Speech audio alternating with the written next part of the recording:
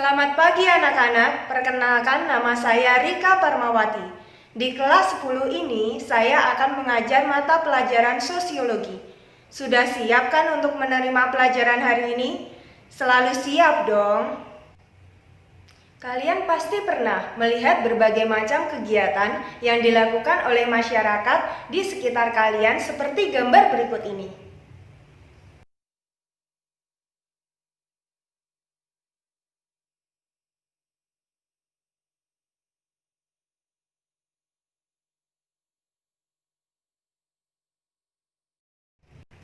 Berdasarkan beberapa gambar tadi, apa sih yang pertama kali terlintas di pikiran kalian?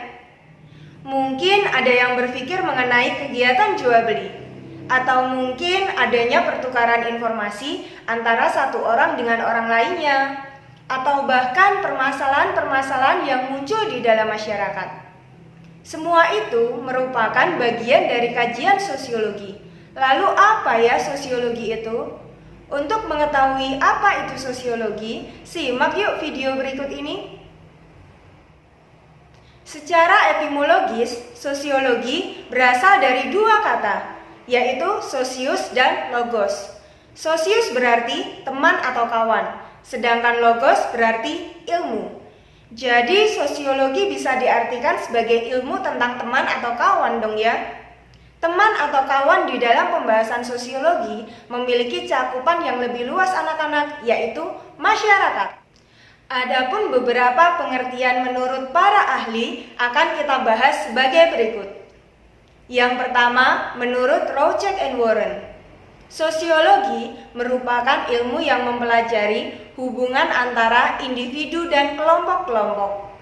Pengertian tersebut menunjukkan posisi manusia sebagai makhluk sosial yang senantiasa menjalin interaksi dan relasi dengan individu maupun kelompok lainnya di dalam masyarakat.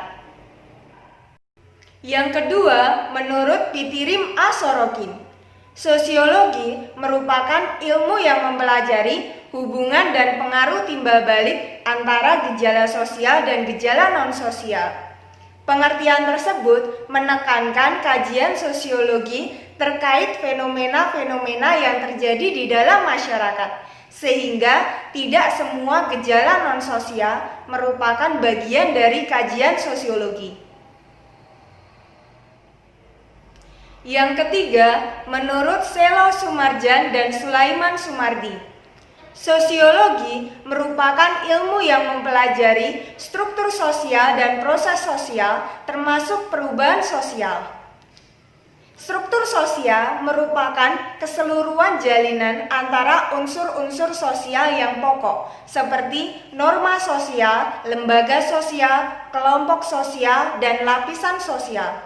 Sedangkan proses sosial merupakan pengaruh timbal balik dari berbagai aspek kehidupan masyarakat.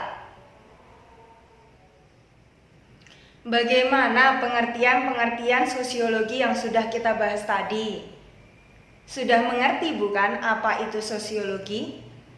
Nah, sekarang kita akan membahas mengenai objek kajian sosiologi. Objek kajian sosiologi dibagi menjadi dua macam, yaitu objek kajian material dan objek kajian formal.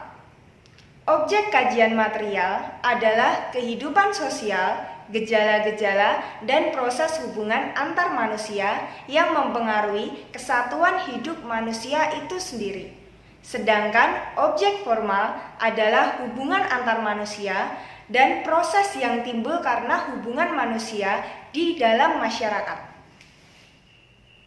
Pembahasan kita yang terakhir adalah ciri-ciri sosiologi untuk membedakannya dengan ilmu-ilmu lainnya. Yang pertama, sosiologi bersifat empiris. Apa kalian pernah mendengar bahwa siswa yang duduk di barisan depan cenderung memiliki nilai akademis baik, sedangkan siswa yang duduk di barisan belakang merupakan siswa pembuat onar? Hal tersebut merupakan anggapan bersifat spekulatif atau anggapan kosong yang tidak dapat dipertanggungjawabkan jika tanpa adanya data secara realistis. Jika kita amati menggunakan sudut pandang sosiologi, fenomena tersebut perlu dikaji menggunakan observasi atau pengamatan secara langsung di masyarakat, khususnya di lingkungan sekolah, karena setiap siswa memiliki sikap dan karakteristik yang berbeda-beda. Berdasarkan contoh tersebut, kita dapat mengetahui sosiologi bersifat empiris menunjukkan bahwa dalam mengkaji suatu fenomena, perlu adanya observasi atau pengamatan secara langsung di masyarakat agar tidak bersifat spekulatif untuk menghindari anggapan-anggapan yang belum tentu kebenarannya. Yang kedua, sosiologi bersifat teoritis. Menurut kalian, mengapa posisi tempat duduk mempengaruhi prestasi siswa ya? Mungkin ada yang menjawab karena fokus guru lebih banyak kepada siswa yang duduk di barisan depan. Atau karena siswa yang duduk di barisan depan memang memiliki kemampuan yang lebih baik dalam menangkap pelajaran, atau karena suara guru terlalu pelan sehingga tidak dapat menjangkau barisan belakang. Jika kita amati menggunakan sudut pandang sosiologi, kita tidak bisa begitu saja mengambil kesimpulan-kesimpulan seperti tadi. Kita perlu menyusun abstraksi secara ilmiah dengan observasi atau pengamatan melalui proses penelitian terkait fenomena sehingga mendapatkan kesimpulan yang tidak spekulatif. Berdasarkan contoh tersebut, kita dapat mengetahui bahwa sosiologi bersifat teoritis adalah usaha menyusun abstraksi dari hasil observasi atau pengamatan secara empiris dan logis dengan tujuan untuk menjelaskan hubungan sebab akibat sehingga menjadi suatu teori. Yang ketiga, sosiologi bersifat kumulatif. Keterkaitan posisi tempat duduk dan prestasi siswa pernah diteliti oleh Mansur Tholib dan Moses Waitanji dengan cara penelitian yang berbeda. Hasil penelitian menunjukkan bahwa siswa yang duduk di barisan depan secara signifikan memiliki nilai yang lebih tinggi dibandingkan siswa yang duduk di barisan belakang. Dalam penelitian Moses Waitanji menyatakan faktor penyebabnya karena ruang instruksional guru yang lebih dekat sehingga guru cenderung mengarahkan lebih banyak pertanyaan kepada siswa yang duduk di barisan depan. Kesimpulan tersebut bisa didapatkan tidak hanya berdasarkan data observasi atau pengamatan seperti pada sosiologi bersifat teoritis, namun juga dapat disusun berdasarkan teori-teori yang sudah ada sebagai perbandingan atau referensi untuk menghasilkan kesimpulan atau teori yang baru.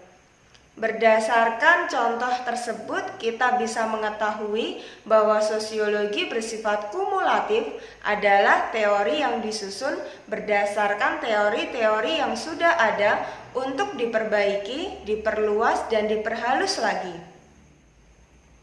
Yang keempat, sosiologi bersifat non-etis. Penelitian keterkaitan posisi tempat duduk dan prestasi siswa yang menunjukkan adanya faktor ruang instruksional guru yang lebih dekat sehingga guru cenderung mengarahkan lebih banyak pertanyaan kepada siswa yang duduk di barisan depan tidak dapat kita katakan sebagai suatu hal yang buruk. Tapi kita tidak pula mengatakan hal tersebut baik. Dalam kajian sosiologi, penelitian tidak dilakukan untuk menilai baik buruknya suatu fenomena. Namun, sosiologi berkepentingan untuk menjelaskan mengapa suatu fenomena dapat terjadi secara logis, mendalam, dan mudah dipahami. Berdasarkan contoh tersebut, kita dapat mengetahui bahwa sosiologi bersifat non-etis adalah pembahasan fenomena tanpa mempersoalkan baik buruknya suatu fenomena tersebut, namun untuk menjelaskan mengapa fenomena tersebut dapat terjadi secara mendalam.